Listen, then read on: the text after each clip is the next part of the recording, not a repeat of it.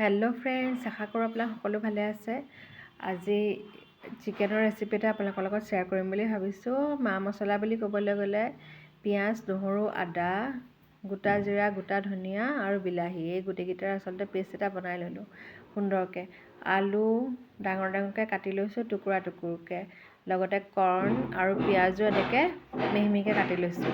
গোটেইখিনি মিঠাতেলত পাঁচফোৰণ দুটামান দি পিঁয়াজখিনি, বিশেষকৈ পিঁয়াজৰ যিখিনি পেষ্ট বনাইছিলোঁ লৰফৰ কৰি গোটেইখিনি দি দিলোঁ। তাৰপিছতে নিমখ, হালধি, জিৰা গুড়ি অকণমান স্লাইড দিব পাৰে আপোনালোকে।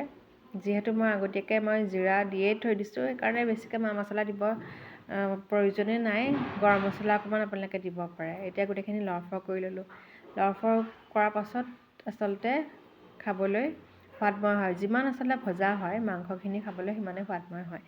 এতিয়া লৰফৰ কৰাৰ পাছত আন্দাজমতে পানী দি দিলোঁ। পানী দি দিয়াৰ পাছত প্ৰায় 3টামান হুইচেলৰ পাছত আমাৰ ৰেডি হৈ গৈছে।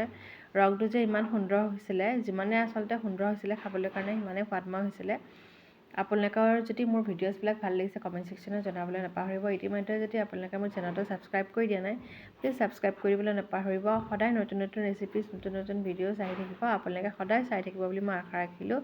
শেষত মই জালুকৰ গুড়ি অকণমানো দি দিছোঁ। মাংসখিনি অকণমান জ্বলা হ'লে আচলতে খাবলৈ সোৱাদময় হয়। জলকীয়া সলনি জালুকৰ গুড়িয়ে দিছোঁ। গোটেইখিনি আচলতে ঘৰুৱা মা মছলা ব্যৱহাৰ কৰিছোঁ। এতিয়া মোৰ সুন্দৰকৈ ৰেডি হৈ গৈছে।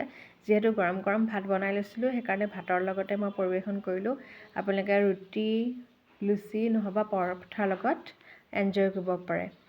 আৰু ইতিমধ্যে মোৰ ৰেচিপিটো ৰেডি হৈ গ'ল।